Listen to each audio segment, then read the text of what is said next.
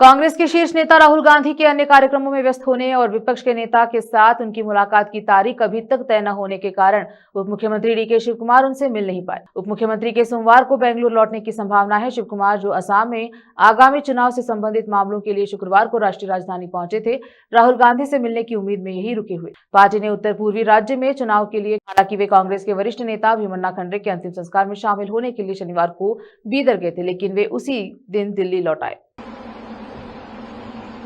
ನಾನು ಡೆಲ್ಲಿಲಿ ಇದ್ದಾಗ ನೋಡಿ ನಿಮ್ಮ ಜೊತೆ ಇದ್ದೀನಪ್ಪ. ನೀವೇ ಈಗ ಹೈಕಮಾಂಡ್ ಆಗ್ಬಿಟ್ಟಿದ್ದೀರಾ. ನೀವೇ ಎಲ್ಲ ವಿಚಾರನೂ ನೀವೇ ಚರ್ಚೆ ಮಾಡ್ತಾ ಇದ್ದೀರಾ, ನೀವೇ ವಾದ ಮಾಡ್ತಾ ಇದ್ದೀರಾ, ನೀವೇ ತೀರ್ಪು ಕೊಡ್ತಾ ಇದ್ದೀರಾ, ನೀವೇ ಮಾಡ್ತಾ ಇದ್ದೀರಾ. ನೀವೇ ನಮ್ಮ ಹೈಕಮಾಂಡ್ ಆಗ್ಬಿಟ್ಟಿದ್ದೀರಾ. ಈಗ ಮೀಡಿಯಾನೇ ಶೀಘ್ರದಲ್ಲೇ ಶುಭ ಸುದ್ದಿ ಸಿಗುತ್ತೆ ಅನ್ನೋ ಮಾತುಗಳು ಕೇಳಬರ್ತಾ ಇದೆ ಸರ್. ಹಾಗಾಗಿ ದೆಹಲಿಯಲ್ಲಿದ್ದಾರೆ. ನಾನು ಏನು ಮಾತಾಡ್ತಾನೇ ಇಲ್ಲ. ನನ್ನ ಡ್ಯೂಟಿ ನಾನು ಮಾಡ್ತಾ ಇದ್ದೀನಿ. ಸಂಡೇ ಬಹಳ ದೊಡ್ಡ ಫಸ್ಟ್ ಕ್ಲಾಸ್ ಆಗಿದೆ. ಈ ಪ್ರಕೃತಿನ ಆನಂದ ಪಡ್ತಾ ಇದ್ದೀನಿ.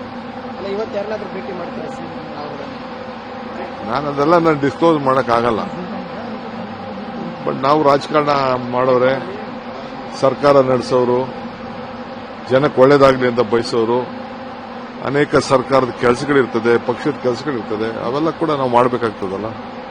चैनल को लाइक, शेयर, सब्सक्राइब जरूर करें। धन्यवाद।